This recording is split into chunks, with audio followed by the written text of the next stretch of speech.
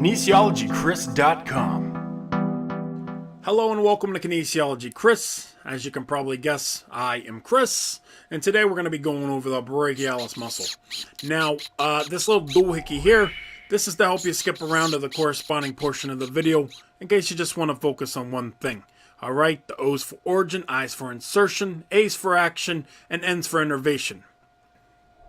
Alright, so before we begin, let's figure out what the hell we're looking at, alright? This is going to be the humerus, this is going to be the radius, and this is going to be the ulna. Now, while we're looking at it from a anterior perspective, or if you're new to the medical field, that means you're looking at it from the front, okay? Alright, well, first things first, where does the brachialis originate? Well, I asked a buddy of mine, and he told me the humerus bone. Turns out he was half right.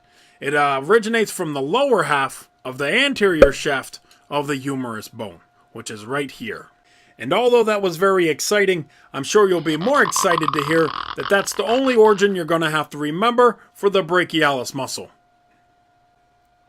So moving on to insertions, I'm going to need you to clear some room in your brains because this is going to be twice as complicated as the origins. Alright, and that's because the brachialis muscle has two insertion points. Alright, you got the tuberosity of the ulna and the coronoid process of the ulna.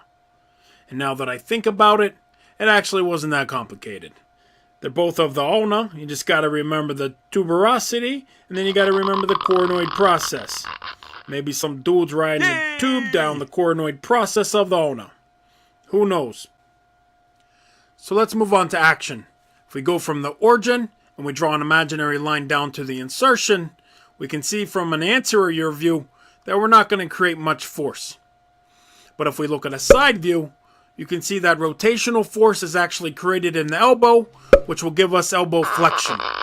In fact, the brachialis muscle is the strongest elbow flexor in the human body. So next time you're at the gym working on those beautiful biceps, remember, it's what's underneath that matters. Ew, like gross. Moving on to nerves. The brachialis muscle is innervated by the musculocutaneous nerve C5-C6, and that arises from the lateral cord of the brachial plexus. Now that we've gone over everything, I challenge you to go ahead and attempt to take the video quiz, see how much of this stuff you actually retained. The link may not work on mobile devices, so I do apologize about that.